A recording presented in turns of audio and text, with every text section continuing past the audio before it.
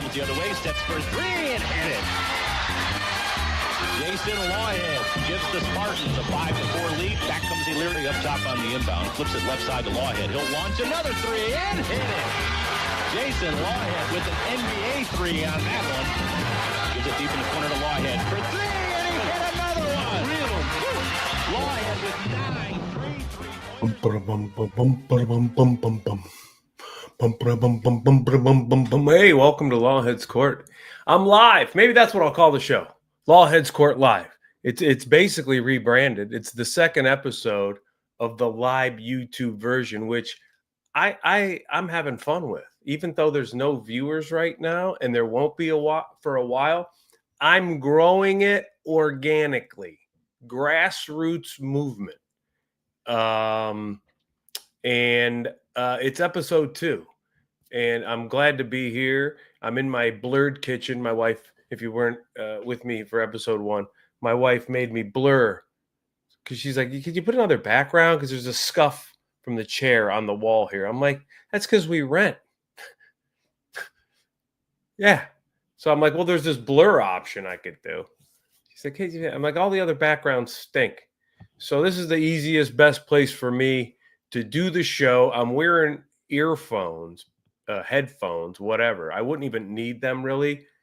And I'd rather not wear them. But there's construction across the street. There's a lady homeschooling, I think, whatever, a Tasmanian devil in the townhouse across from us that we share the back wall with. So, but yeah. That's why you got the blurred background right below Jackie Robinson stealing home and a little fruit basket with we've got a lot of onions in there. The wife's going to make a nice French onion soup from scratch. We got sherry. We got a little red wine. Oh, my wife has a culinary degree. She's an esthetician. She owns her own business. Been doing that for years. Went to culinary school. Wanted to be a chef. Got into the business young. And then realize, man, this is like 90 hours a week. The chances of you owning your own restaurant because of what it costs to get crazy. My other love, I always wanted to make women beautiful. So she went to the school to be an esthetician and do all of the things that she does. She keeps up with her licenses. She gets new certifications all the time. The woman's incredible. Now she's been owning her own little business in Del Mar, making old ladies and ladies and even guys facials. I get facials. Look at that. I'm an old man. Look at how good that skin looks. And that's just not because I have the skin enhancer on in this, which I do, but it still looks good. So yeah, my wife is an incredible chef. And so I cook most of the time because I have a lot more of the, encouragement to. And she works a long day with her hands and sitting over people and seeing the public. And so I love to cook. I love to cook for her. It's one of the first things that we connected with when we were kind of building started dating. Like she told me, I was like, wow. The reason she got out, I loved. I'm like, I wish I would have got out sooner because it does take a toll. That business puts years on you. So she did something totally different that she still had a love and a passion for, which, sometimes I think about going back into restauranting because it's been such a long break and I love being in the kitchen more than I ever have. Sometimes I think I should just go and open a nice little bistro, do some entertainment at night on a small stage in the back, music certain nights, comedy certain nights, not be tied to anything, just be a little, cabaret lounge or whatever it is, old school, good food, come in for a music, sometimes just a good DJ, just spinning good tunes, not being an asshole, not a DJ like, hey, what up? No, none of that. I'm just talking about, a vibe. But, so she is going to knock out a French onion soup. I made a chili yesterday. I am so excited about what we have to eat coming up. I cannot wait to eat some of the stuff. Because I'll be honest with you, right now, as it sits live, 12:35 p.m. Pacific time, I am at a 48, 72 and 12, 84, 84 and 4.5. I am at 88 hours and about 30 minutes of fast. Total, complete, nothing but water, black coffee, and euphoric energy. I'm telling you, I have done a couple before. I've definitely done 48s many times. I've done a 72 before, and I did a 96 before. I'm at almost 96. I'm probably not going to get to 96. Well, I will get to 96. Wait, 70, 48, 72, and 24. I will get to 96. I'll get to 96. This will be the second time I've done 96 in the fast. 96 hours. And it is incredible. Like the amount of times I've had energy over urges to eat is incredible. Euphoric. Last night, there was a point my wife was looking at me like, what the hell? Yesterday, I went to the farmer's market in the morning down into Little Italy, picked up some things that I always like to get every once in a while when I go down there, came home. I made a chili from scratch. First thing I did, made a chili from scratch. Then I save all of the scraps and every vegetable, every single thing. If it's about to go bad, it goes in a freezer bag in the freezer. If it's the scrap ends of an onion, paper from a garlic, old garlic, the roots of garlic, the edges of carrots, the edges of celery, and we cook a lot. So we have a big freezer bag fills up nicely. And a big freezer bag, once you get it filled up with all the things, and it's usually going to be carrots, celery, onions. I got shallots, garlic stuff. A lot of times I'll put the core of a cabbage, a core of a lettuce. I'll get as many vegetable flavors as I can. Skins of the carrots, skins of other things, skins of not potatoes, not tomatoes. Tomatoes are a fruit. A lot of people don't realize that. Tomatoes are a fruit. So I'll either do, like right now, I can't even think fast enough to talk out because I'm so jacked up. It's like reverse meth. It's like where it's like in like or whatever. Like those people think like, dude, I could get away with a murder right now. Where it's like I could solve a cold case right now. Like I'm so focused right now. I could probably read over some evidence, new pair of eyes, as they always say on Dateline, new set of eyes, opened up the file. All of a sudden, that guy did it. Come on. I'm like, I have not just stayed at a Holiday Inn last night. I owned a chain of Holiday Inns. I bought them last night. I liquidated Holiday Inns. I sold all the stock.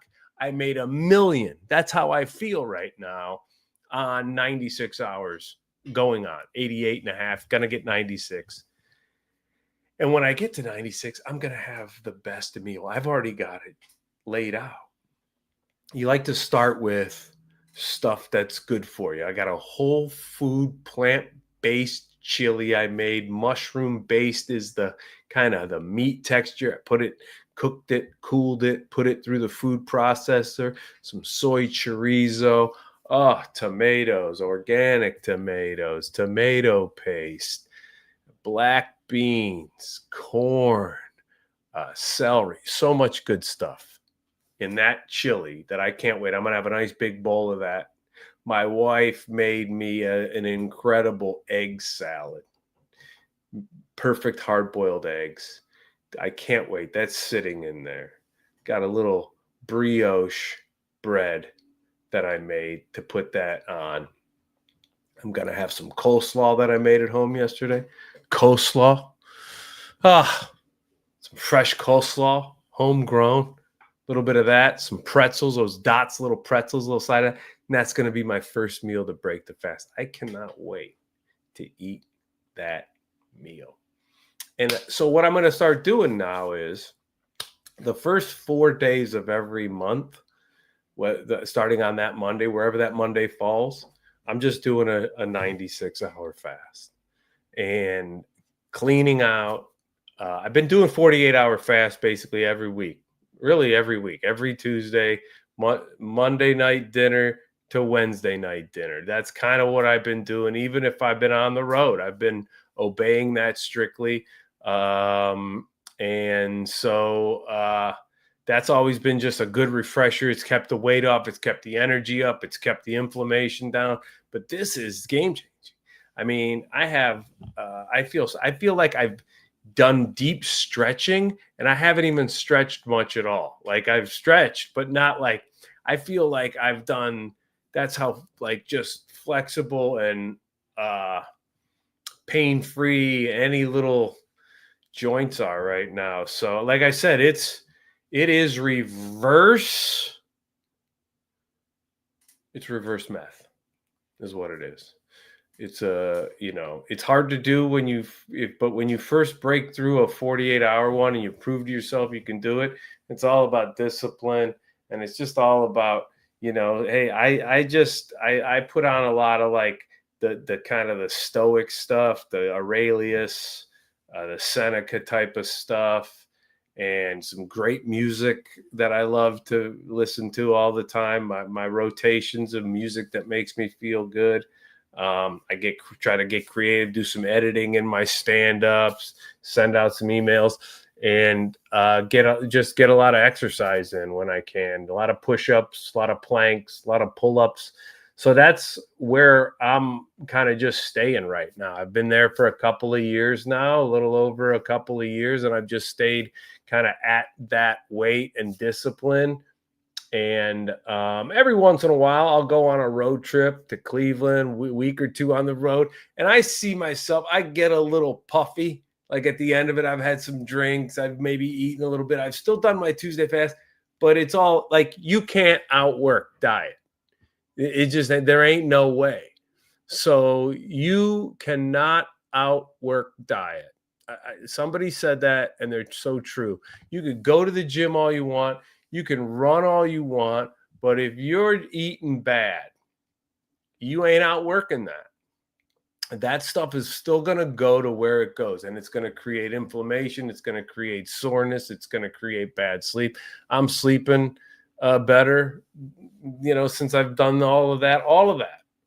My writing, my comedy, my just calmness on the stage, my calmness in situations, all of that stuff has just totally leveled out. I mean, I'll still scream at a dumb bitch in traffic. You forget you know what I mean? Like everybody's got the traffic, snap. We've all got the traffic snap. Nobody is immune to the traffic snap. Gandhi, if he was in California driving on the 5, this guy would be giving the finger to people. So Gandhi'd carry a gun going through the 405 in LAX. So that's how bad we all are with that. But when it comes to all the other things like irritating things, people, like I would have been like, come on, man. Back in the day, even if I was in a store and there wasn't a lane open, you're just sitting there like one lane. You're like, come on, man. Somebody open a lane. I mean, I was never the type of guy where people got their cell phones out and were like, look at this guy. He's out of his mind. I was always just like, come on, what are we doing here? Like, I don't do any of that stuff anymore. I used to do that kind of stuff. I don't do that stuff. What's going on? I used to get like, what? Restaurants really only because I worked in the business and I would see sheer incompetence and, and I would have to call it out sometimes. Or if the food was terrible and you're charging me this, I'm like, I'm sorry, dude. This thing stinks. I don't want this. Bring me something else. Or, you know what? You guys don't know what you're doing around here. This is what I ordered. I didn't order that. You guys don't. You didn't come to the table. I would call that shit out back in the day all the time. I don't do that shit anymore. I don't care. I just be like, dude, I don't want this. You're gonna take it off my bill, whatever. If not, I just get out of here. I'll just get out of here. I just, But that's my ramble. That's my opening ramble. I don't even know. None of it was planned. I just Lawheads Court Live though. I do like Lawheads Court Live. Behind the blur, in front of the blur, whatever. That could be a name of an episode. The World Series. What a World Series. I've been alive a long time, and I have a memory like a steel trap when it comes to sports. And everybody that knows me that they I'm like sports autistic when it comes to, memory, recall, the stuff that I've been watching it since I can remember. I'm a Reggie Jackson fan because the first memory I have is of the 77 World Series when he hit the 3 home runs and had that thing. And that was the first thing I kind of vaguely remember Reggie, Mr. October, because I was born in October. My birthday was just right around the time he hit those. So I was a little boy, Mr. October. That was an incredible moment. And I've been glued to the World Series, even as a Cleveland fan, from that moment on. I loved Reggie Jackson. He went back to back in 78. Probably should have won the MVP in the 78 series. But Bucky Dent had a good series. And he was out of nowhere. And he had the home run in the 78 play-in game to get him to the division series in Fenway. So whatever. But Reggie still hit like 367, had a couple of home runs, 8 driven in. I mean, he still had an incredible series. 79, I'll never forget Willie Stargell, old Pop Stargell against the Orioles. 80, Schmidt and Brett. 81, Reggie goes back in his last year as a Yankee. Not his best year, but he was coming on in September, and he hit another couple of big postseason home runs in 81. They lose to the Dodgers 4-2. 82. 82 is one of my favorite World Series of all time. And I'll tell you why. 82 was when my sister Kathy, my oldest sister, went on as a freshman. She graduated high school in spring of 82. She was a freshman at St. Louis University. And cat feeders go off. See, I got to time this. I didn't think about that. These cats with the feeders. I didn't even think about that. My wife's got, married into the cats. If you've seen my material, my stand-up about that, you'll see that I've married into the cats. Come on. Not the one's afraid to come over here and eat. Come on. So anyway, because I'm sitting here at the table, but I can't not go live, even though no one's watching. Isn't that something? How you're sitting there, you're pretending there's a world out there. There's not. But this is just practice anyway. Practice? There's nobody watching. You're live. What do you mean practice? Anyway, 82, the World Series was really cool to me because my sister had just went in fall semester, St. Louis University, fall of 82. So she was already in school a good month when the World Series was starting. And they were playing the Brewers, who the Brewers had knocked out the Angels. And I was still, because the Indians were just terrible at that time, even though, they were my team. I loved going down and seeing pro ball players, even though the Indians stunk in the 80s, early 80s, especially. Reggie was on that 82 Angels team that was up 2-0 back in the day of a 5-game series, lost 3 straight to Milwaukee. And then that St. Louis team got there to the World Series. My sister was in St. Louis. I just thought it was the coolest thing. I was a little kid, 10 years old, and seeing that with my sister out there and not not at the games, but in St. Louis. I thought it was awesome. And that was a great series. 83, Baltimore over Philly, young Cal Ripken. 84, I loved that series. I loved Eddie Murray. Eddie Murray's probably one of my 5 favorite players of all time. My 5 favorite players as a kid growing up, when I first got around doing the batting stance impressions and wanting to be those guys, Cleveland had nobody. We had Andre Thornton. He was okay. We had nobody anybody wanted. The Cleveland Indians, Len Barker was the only guy anybody wanted on our team, and the Braves got him. After his perfect game, they got him. That was the only guy growing up that the Indians had that anybody wanted, was Len Barker. I was a Reggie fan. Dave Parker. I would do Dave Parker impressions, Reggie Jackson impressions, Ricky Henderson. I loved Ricky Henderson. Eddie Murray. I would say those are definitely my 4 favorite, were those 4. George Brett was so great to watch. I mean, I loved Schmidt. How did you not love that guy? Gary Carter as an Expo, the kid. I mean, so many great guys. There was so many batting stances I would do impressions of. I was definitely zoned in. I mean, I used to play the game Stratomatic, which was a board game. You'd have to Google that. I don't even know if it exists anymore. It probably does, but I used to play that. I used to watch the Game of the Week and Monday Night Baseball. I was like 8 years old, sitting at the kitchen table reading the box scores like an old man reads the Wall Street Journal. I would be there for an hour. My mom would have to be like, okay, get up, go, get out of here, go play. I would be sitting there eating a 3rd bowl of cereal, memorizing, what Ricky Henderson did last night, what the standings were, I had all that shit down. I knew the back of every baseball card.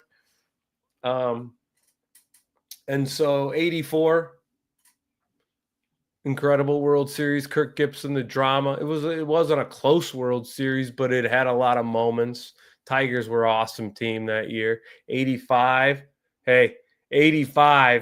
go back. If there's replay, Cardinals win that series. I mean, that's the famous Todd Worrell, Don Denkinger call at first base that pretty much opened the door for the Royals to come back and win that series in 786. Buckner, little roller up along first, behind the bag, it gets through Buckner, and Knight scores, and the Mets win it.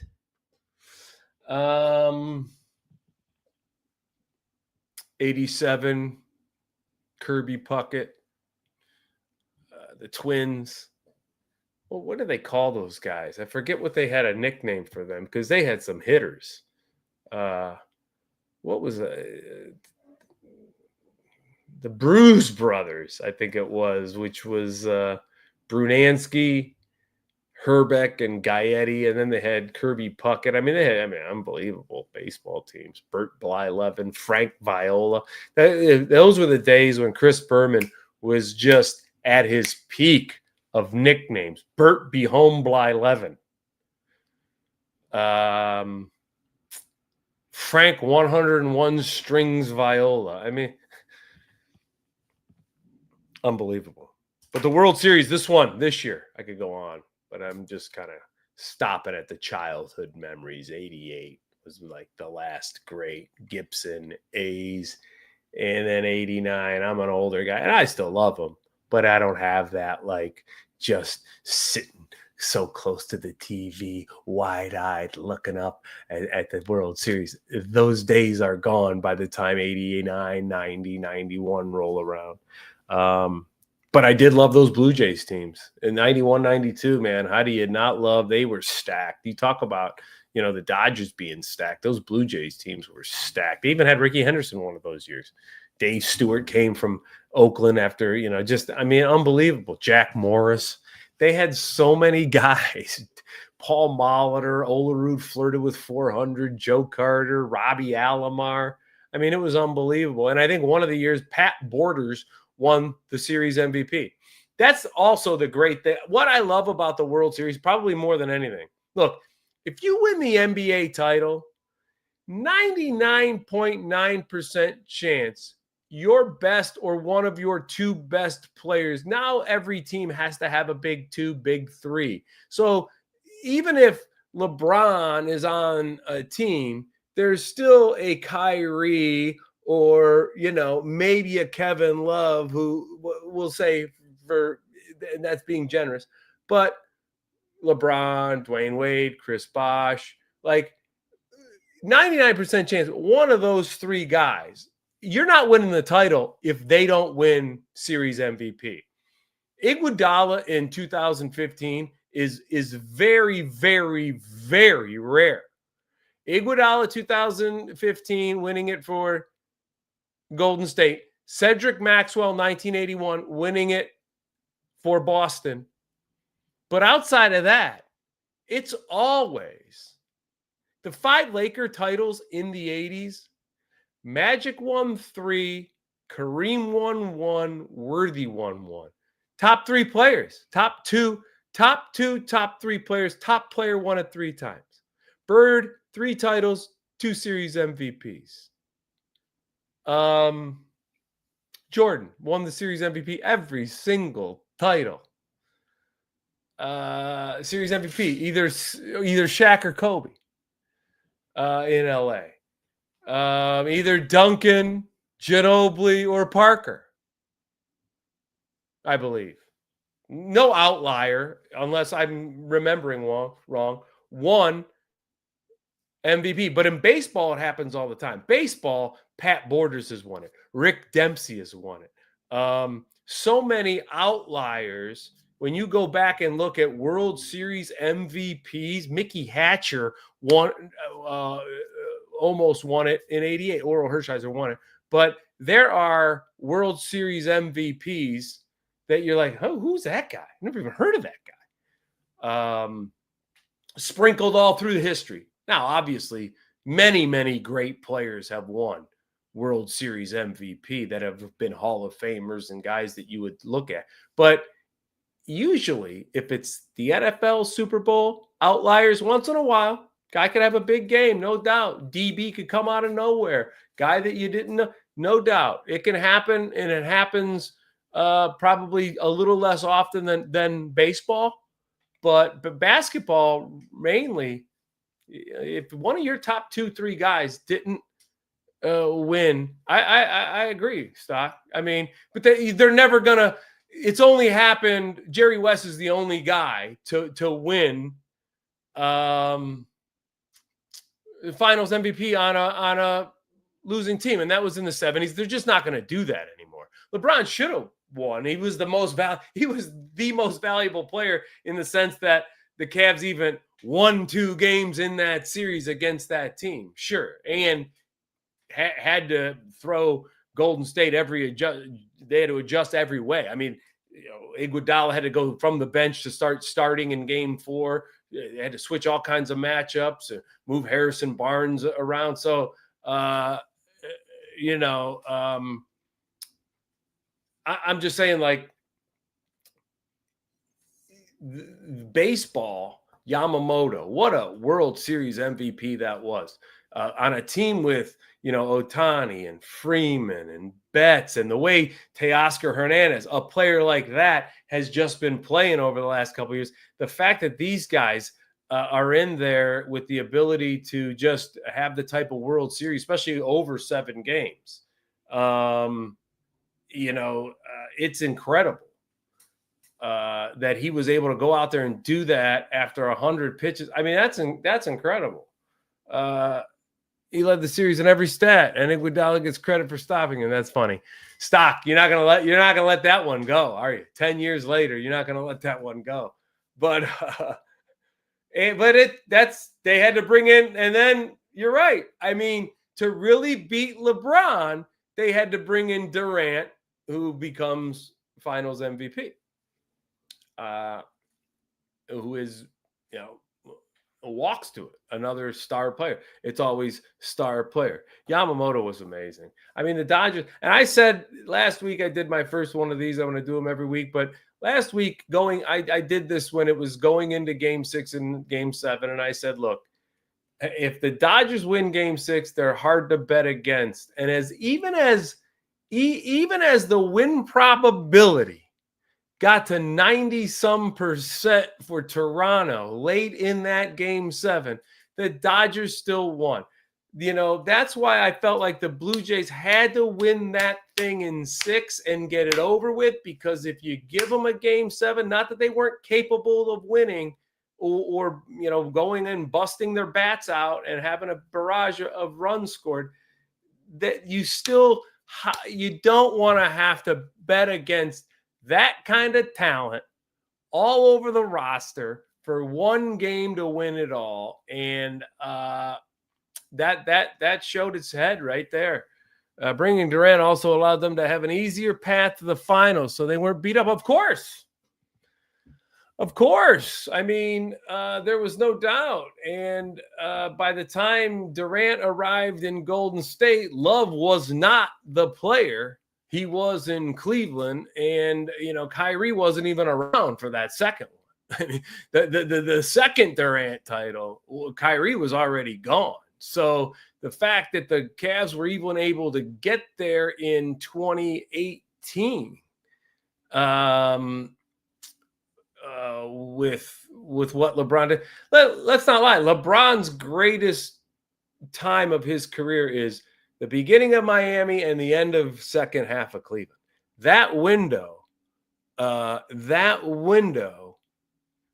is LeBron. That, as great as you want to get into the argument of greatest ever with Jordan or whatever, if I ever had to give LeBron the argument, if I ever had to be his lawyer and make that case, I would say start of Miami, end of the second time in Cleveland, compare it to anybody else other than Wilt Chamberlain when you talk about what was going on. I mean, 8 straight finals appearances. And this is what really is my case. If I'm the lawyer in this one, I go, not only has he got 8 straight finals appearances, he did it all in the East with 2 different teams. And the team he did it for the first 4 years imploded, basically. Not imploded like the Cavs imploded when he left, but went to a real hard rebuild after LeBron left. And the team that was imploded before LeBron got there immediately went to 4 straight finals. Your Honor, do with what you will with those facts. And I know Jordan, 6 finals MVPs, 6-0. I'm not, whatever. I'm still a Jabbar guy. Always have been. Will always be a Jabbar guy. I will always be a Jabbar guy. And as great as LeBron is nobody from the time of high school or college. If Jabbar was able to go straight from high school to the NBA, he would have, and it wouldn't have mattered. Because when Jabbar was a freshman and he wasn't allowed to play, that was the only time the freshman ever beat UCLA's varsity, and UCLA's varsity won the national title that year. So Jabbar would have still, if he would have came in out of high school, LeBron still might be chasing Jabbar's scoring record. I love you, Stock, and that's I don't sit there and look at that and argue with it like you're wrong, but I still say Jabbar, and then right there I go Jabbar, and then what you just wrote down: 1A, 1B, 1A, 1B, 1C, 1A, 1B, 1C. I'll do that. I'll meet you. I'll meet you a third of the way. 1A Jabbar, 1B MJ, 1C LeBron. And it's hard when you watch old Wilt stuff. I mean, I know he's a freak of nature. Wilt's a freak of nature at the time. So it's hard to, but when you look at even old Wilt highlights when he played in LA and he decided he wanted to win a championship more than ever, Wilt wanted to win a championship more than ever. So he went to LA and deferred to all those offensive guys, man. Those guys were all great ball players, and he went and played. And anytime they wrote an article about Wilt, saying, "Oh, Wilt ain't got 14 points," yeah, 14 points, but he had 24 rebounds and 9 block shots, and the Lakers won, convincingly. And they would go, and every time they would write something about Wilt not scoring a lot or 10 points, 9 points, whatever, he'd go out and dominate the next game and score 28 points and get 25 rebounds, just to be like, dude, I could do this if I want. So Wilt really did. A lot of people don't realize, like, Wilt really did what a lot of people think or have mentioned a LeBron. Man, if LeBron, in these last few years, man, if LeBron would just not care so much about like all of the stat and do that, he could really make the Lakers better. Well, whether he has or he hasn't, or he's tried or he hasn't, or he's had the players around him to do it. I mean, LeBron's also not on the 72, 73 Laker teams with Jerry West and, Gail Goodrich and all these guys. With that being said, but Wilt's right there. One D. But anyway, what a World Series. I wanted to talk World Series MVP. I wanted to talk a little history of the World Series. I got that out of my system. I think the Dodgers are, obviously they're loaded for bear. And the Dodgers are one of these teams where they're always looking to add more. Like, they will go out and they will be aggressive in the offseason with something that they feel that if it's worth the money. Kershaw's retired. If it's worth the money, who cares what it costs, if it makes us better in this spot. Whereas I don't think the Yankees address those issues. I think the difference between where the Yankees and the Dodgers are right now is the Yankees like, whew, we kept Judge. Just haphazardly spend money and don't really look at how it makes the roster this way or that way. Like the Dodgers are like, lock him down, lock him down, lock him down. Now we got them locked down. Go get this, and this. And in case the lockdown gets hurt or lockdown, whatever, that they're all taken care of. That's what the old Yankees used to do. The old Yankees used to make sure, doesn't matter if we paid Kevin Brown the most money in baseball. If he gets hurt, we have, a bunch of other guys. We've got Andy Pettit's healthy. We just bought Roger Clemens. We just bought this guy. We just got that guy. We got hitters up and down the lineup. So the Yankees today are the anti-Yankees in the sense. Dodgers didn't need a bullpen to win. Yankees loaded up on bullpen. That failed. Yeah, and loaded up is is that a backhanded compliment? I don't even know if loaded up is even. I know what you mean, but it came to Dodgers bullpen was their starter. It's incredible, but you have to know. But that's another way of building the roster. Like if you study past championships recently. A bullpen, yes, carries you through a season, does what it needs to do to be does what it needs to do to make sure you get the innings out of guys. And if they're a good bullpen, they're going to help you get to October most likely. And in October, everything changes, especially in the World Series. So history will have taught you that even teams that have bullpens and know what's out there, they've gone back to Baumgartner in a Game 7. They've gone to Randy Johnson out of the pen. They've gone to Pedro out of the pen. They've done it not just in Game 7s, but in other weird games. They've pulled a starting pitcher in 3 batters and decided to do something crazy and maybe bring that pitcher back the next day and pitch the middle innings. I mean, the rules go out the window.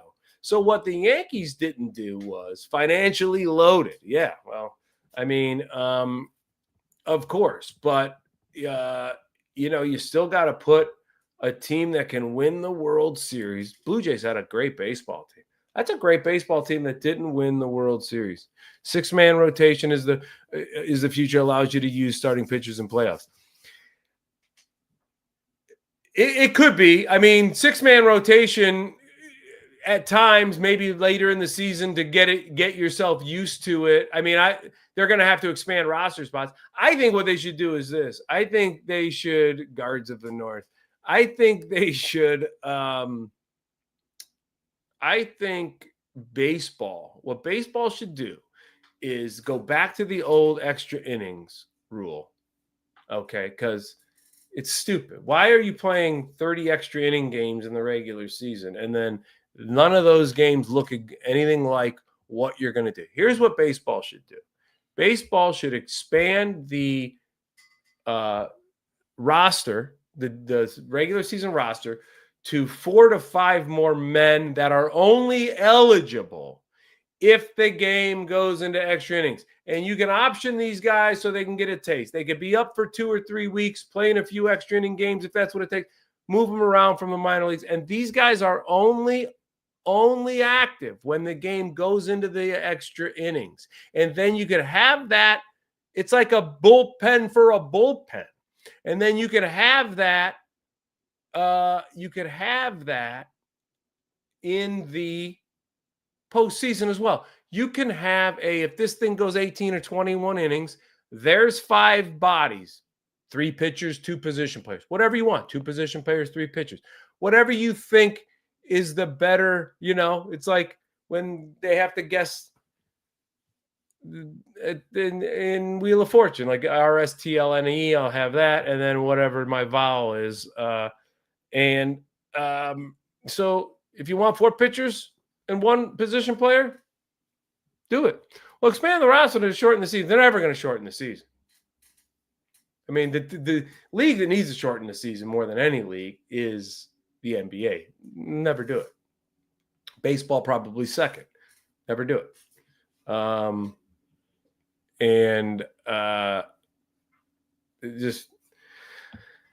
thought that baseball should drop down to NBA amount of games and keep the season the same length. Well, I think you would miss. I think baseball would be silly to ever go below.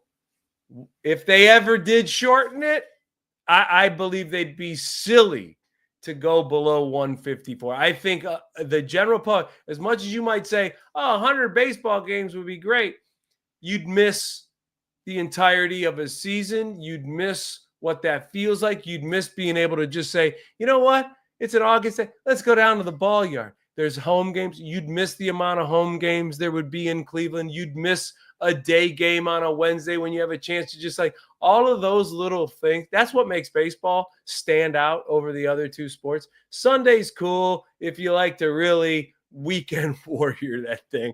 I mean, if you like to get up early and start partying and drinking around a football game and go, that's cool. I don't know how people do it 8 times a year. God bless them. But baseball has that, dude, it's Thursday. There's a day game. Let's go down. Let's get out of work early. Let's go have some day beers. Boom, boom, boom. There's a Sunday in August. You take the kids to. It's a hot day. There might be some fireworks. No other sport has fireworks. Just ballpark food. You'd miss it. I'm telling you. I get the sentiment, but I say 154 at the craziest. NBA, I think they could easily. Nobody would miss it if the NBA went down to even 60 games. Nobody would miss. Nobody would be like, oh man, it's a February night. I wish I could go out in 30-degree weather and see the Cavs one more time. Nobody would care, even if the Cavs were the best team in basketball. Love day games during the week, right? Exactly. I love them too. I love day games during the week. I don't like to even go. I'm not a big weekend do anything guy anymore with like sporting event. No, give me a Tuesday night, game. Give me they are what? Tucker, you got to be more specific, man. You're just like they are. You're too short. I mean, Stocker. You see Stocker over this guy. He's letting me know what he's thinking here.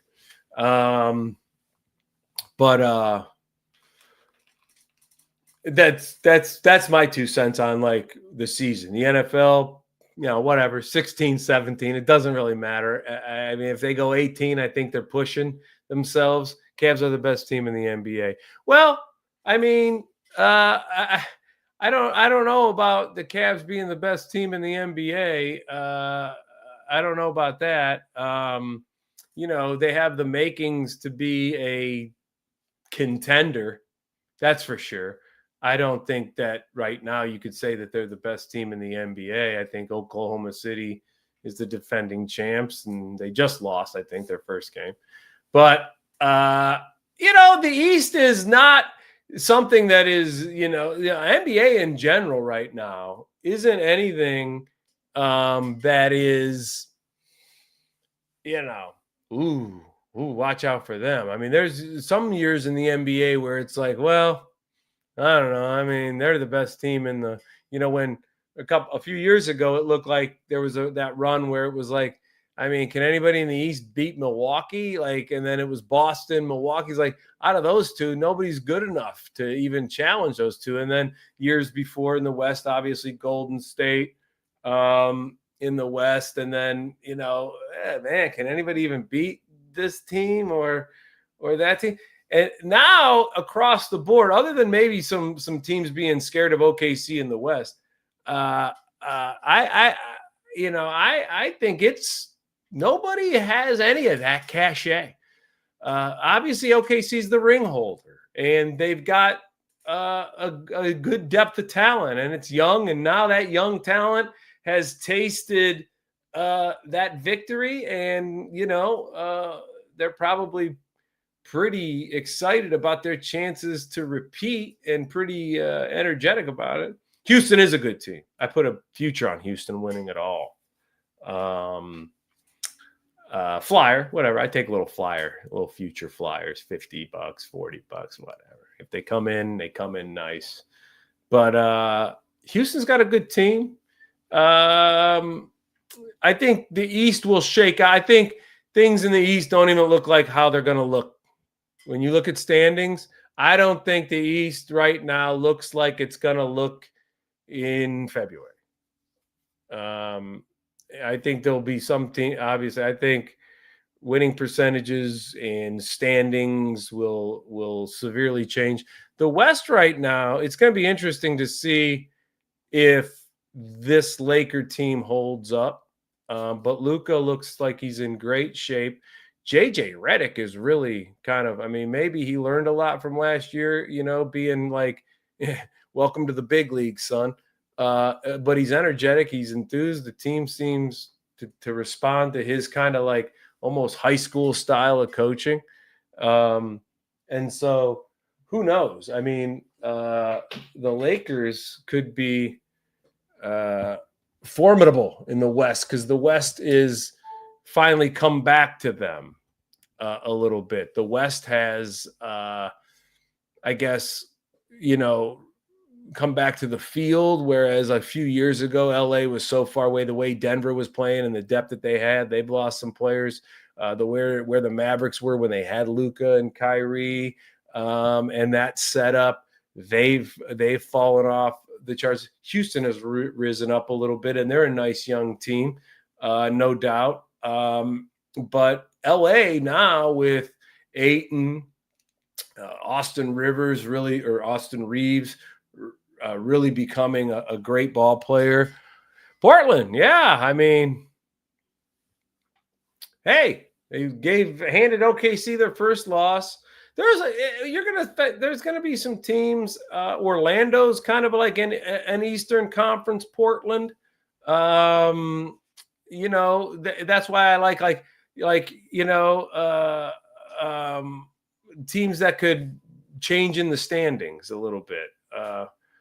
I don't know. The NBA is kind of weird right now. It always is in that first couple of months. I think if you go look at the history of the standings in the NBA, a lot of like teams that were really bad at the end of the season, all of a sudden, or really, were really good in the first 2 months. Like, oh my God, these guys were, 14-6 at one point. Yeah. It's like now they're, a lottery pick. And there's been years where Miami looked like they were going to be a top lottery pick, and they've pushed their way to the playoff race into a 7 seed late in the season the last couple of months. So things like that, I feel like, especially in the East, kind of happen a lot more. So I expect to see what's going on. But right now, I'm like football locked in. College is really ramping up.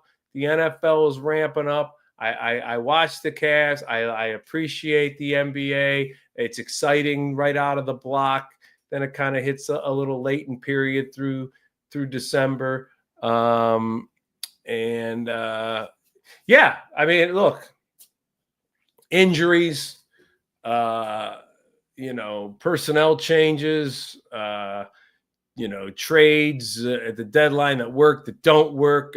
Dallas was a huge, reason they won a title a couple years ago is because they just hit it out of the park at the trade deadline.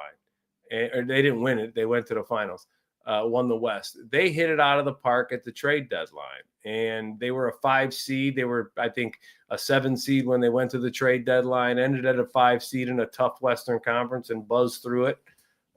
So a lot can happen. I mean, a lot can happen to a team that you don't know where they came from. All of a sudden, a trade or two, or a guy comes back from injury. Went to see Blue Jackets. You went to a Blue Jackets game last night, huh? Last week. Nice. How are the Blue Jackets doing? I don't pay enough attention to hockey. The only time I paid attention to hockey were the 4 years LeBron was in Miami. I was just watching hockey all the time. I was watching it almost like catatonically, though. I was just kind of like watching it like you do, like when the remote control gets stuck on a channel and you can't find it or get up. You're just like, the shopping network. Man. Just watching an infomercial about, diapers or something, which is starting to come in handy. It was GD night. GD night. Oh, okay. GD. I don't know what that GD gay. Goddamn. It was goddamn night last night. Yeah, I haven't paid attention to much hockey, though. NFL, though. Grateful Dead, baby. There it is. Look at that. Oh, it was Grateful Dead night. I gotcha. I wouldn't assume that the Blue Jackets would have a Grateful Dead night, but that's cool. They're up and coming. I never watched hockey. That being said, my son loves going to the game. Now, going to the games are great. I actually have a bit about minor league hockey. We got a minor league hockey team in town, the San Diego Gulls.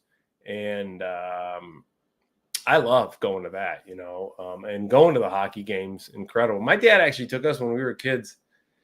I don't know, Stock, were you there? Would you have gone? My dad took us to see an exhibition game right before the season started at the old Coliseum.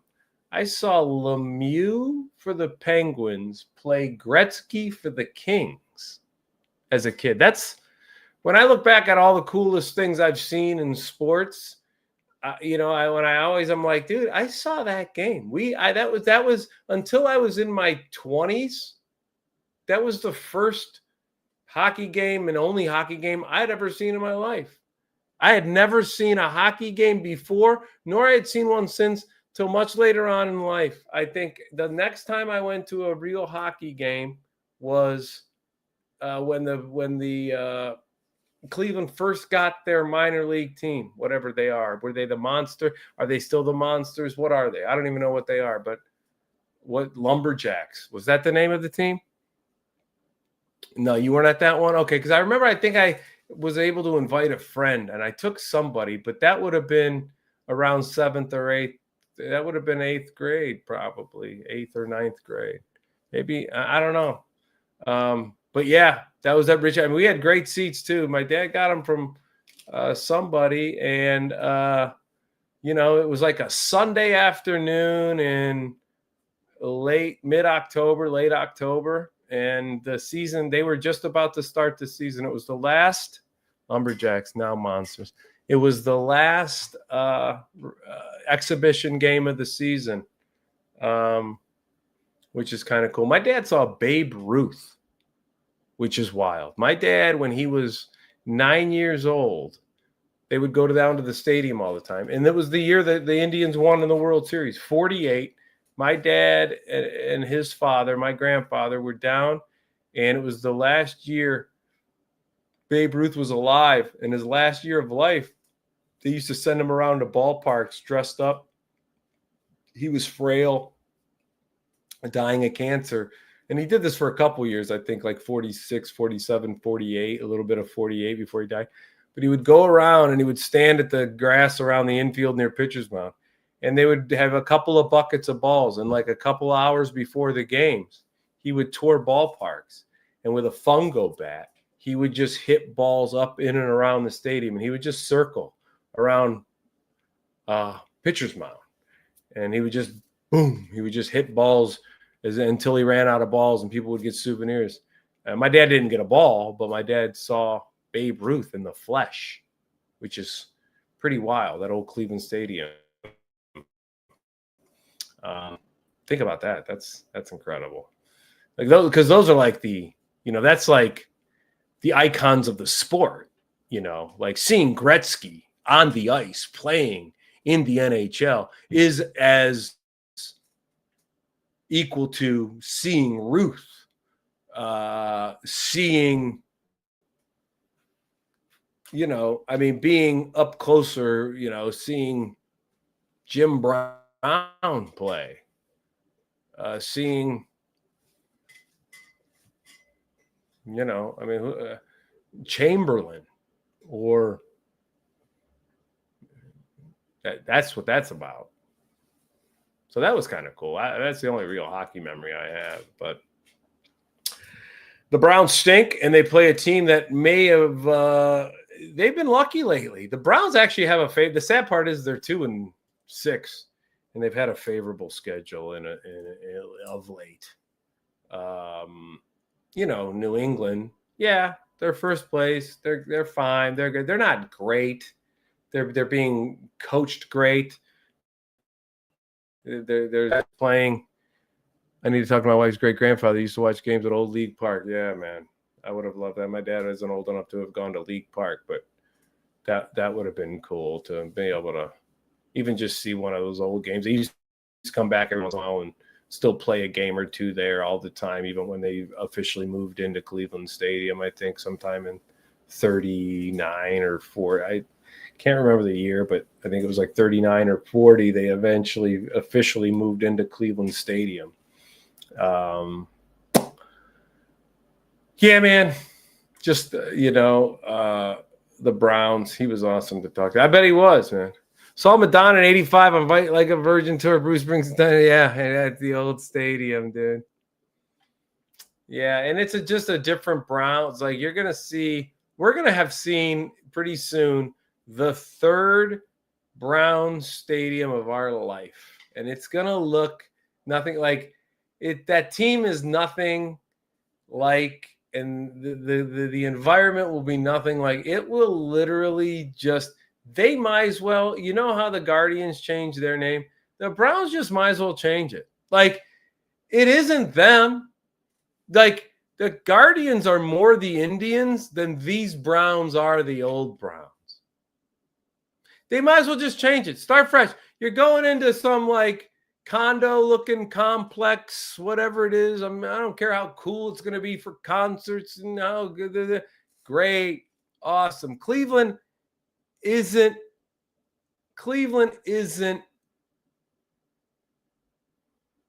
one of these cities. Cleveland isn't Allegiant Stadium in Vegas.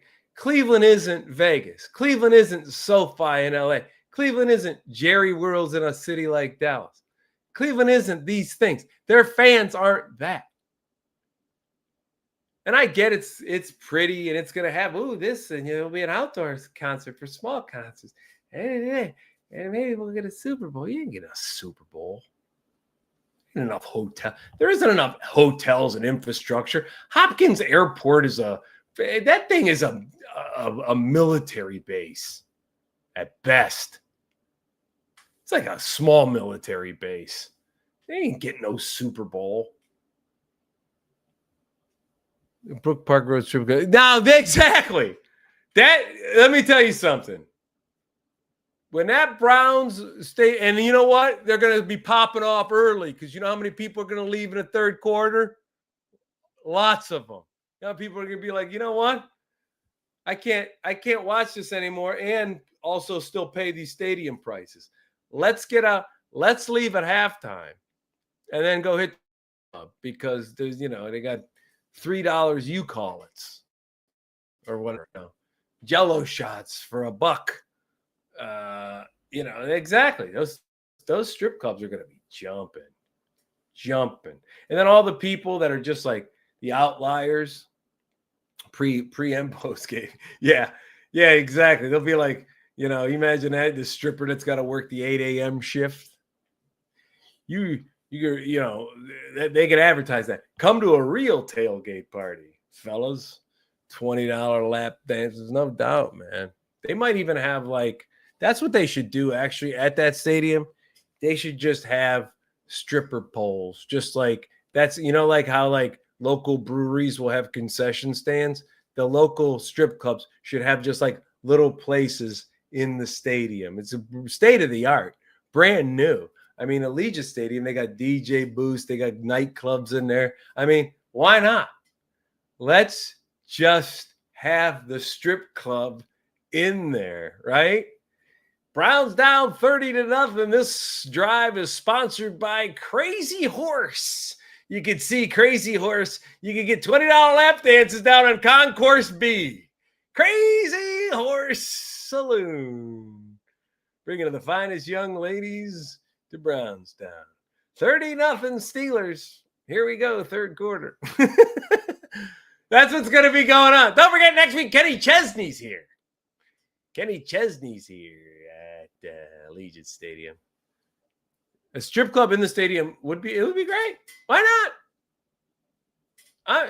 Why not? Have a strip club in the stadium. I don't know.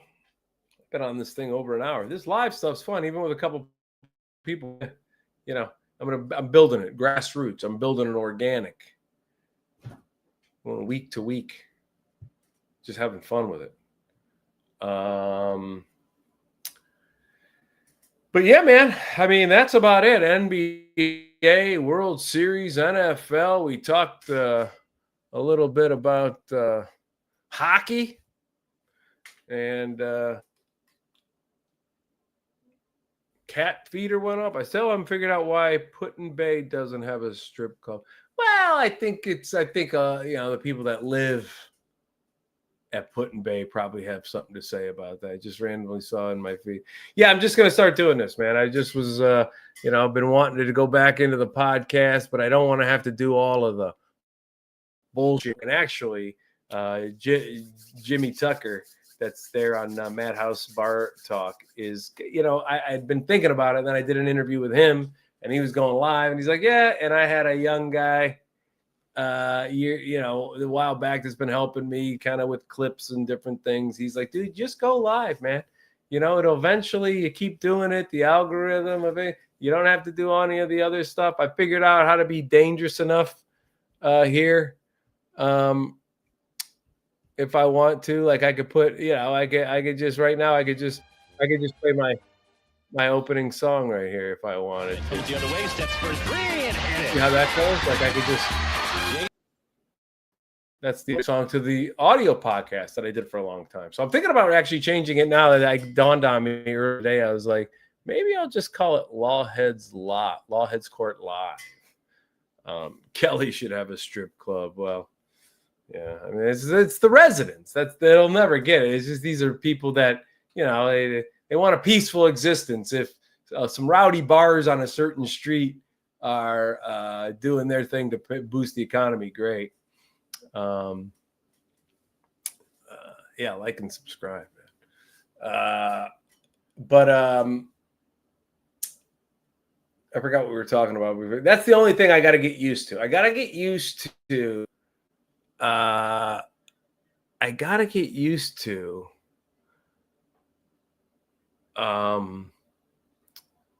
keeping my train of thought, what I'm talking about, and still read notifications because that's the one thing. But I do like going live now, and it's like it's a lot easier. And I was saying I blurred the background. If you weren't here for the beginning, I blurred the background because my wife, she was like, could you use another background because there's a scuff from the chair on the wall over here. I'm like, it's a scuff. It's like we're renting. I don't give a shit. It's a scuff. She's like, I just don't want people seeing a scuff. I'm like, well, I can blur it. I can blur the background. So I blurred the background. But go live on Facebook. It's so many. Tommy Nichols is on me with tonight. 8. Yeah, I saw that. I'm going to check that out. I'm going to check that. I saw John Armstrong did. I saw some clips that you posted. So that's cool. I kind of been busy a little bit. But that's awesome that you were able to pick up Johnny Armstrong too. Funny dude, funny cat. I've seen some of the clips. Looked like it went great. Yeah, Tommy's the best. Tommy, everybody's good. Lorraine's great. My boy G Stocker over there. And but I'm going to get going. A little over an hour. I'm going to do these about 45 to an hour. Either every Wednesday, every Thursday. The thing I'm fighting against is like just now I thought, oh, I'll go Thursday. And then I forgot that the cat feeder will go off in this time frame. So I might have to bump that back until after the cat feeder goes off so it doesn't drive me crazy. If you go to Riverside, it'll let you put it. Nice. Okay. So thanks, Doc. Share it with anybody. I'll just be going live. Grow it organically. I don't really care. It'll live in archives. You can check it out later. You can't because you already have. But if you see this, you can check all these out later, and I'll make little clips of different things that we talk about. So, but thanks for commenting. It's a good exercise to have me get used to trying to do two things at once. This might be a really good dexterity test. If I can get more followers and more commenters, I'll have to be like, but that's why a lot of these shows have a producer to be like, yeah, Gregory Stocker said, love it, thanks. Oh, hey, thanks, Greg. Yeah. Get an iPad or something to view chat bigger. I could do that. So yeah, it's going to be a little growth and progress here of over time. But I learned how to put that Lawheads Court logo up in the corner, and that's cool. And I've learned how to that music I just showed you, that media asset. So at the beginning, and then I could right now I could do this. Ooh, that's cool, huh? That's my title, my banner, which. The bigger logo, that's that logo, and it just doesn't fit on the big screen, and I haven't took time to do it, but whatever. We got a new comment there. Or real glasses. Yeah, well, I could go to an eye doctor, and these work fine. Like I can, if I get to here, I can read it, but I got to keep the laptop far away from me. I got the light over to give me a little extra illumination, the ring light, and I got a little natural light coming in. So anyway, yeah, so I'm going to get out of here, but thanks for tuning in, fellas, and I will see you next time, next Thursday, next Wednesday, Thursday. And as the more I do these, if the audience grows, I might doing them multiple days around this time. So you're living your own joke. I know. I always live my own joke. I actually... my memory's so bad. I'll run a new one by you. My memory's I'm getting so forgetful that my wife, even if my wife tells me to get 5 or 6 things at the store, she always has to text me the list. She's just like, she has to text me the list. She's like, even if I'm like, what do you need? No, I'm going to text you the list. I'm like, it's 5 things. I'll text you the list. And she texts me the list. Not only has it gotten to the point where she's texted me the list, right around lunchtime, she'll text me, don't forget to go shopping. That's how bad my memory's getting, because that's happened before where she's texted me the list and then I've just plumb forgot to go shopping later that day. So I'm working that into a new bit because I got this bit about being forgetful. But no, listen, she's like, text me. Yeah. And then I'm going to keep adding to the joke where it's like, okay, screenshot your shopping, take a picture of your shopping cart and text it to me. I'm going to have all these different layers of the joke about all the things she has to say, because it's going to be like, don't forget to go shopping. And then it's going to be like 5 more texts. Like, did you get everything? Take a picture of your shopping cart and text it to me. Like, so, but because it's, man, you know, because Jimmy was at the show on Sunday, and I do this bit about getting forgetful now, about going in the shower. What did I come in here for? Anyway, all right, guys, thanks for tuning in. Have a great show tonight, Jimmy. Stock, we'll talk soon. All the good stuff. Peace.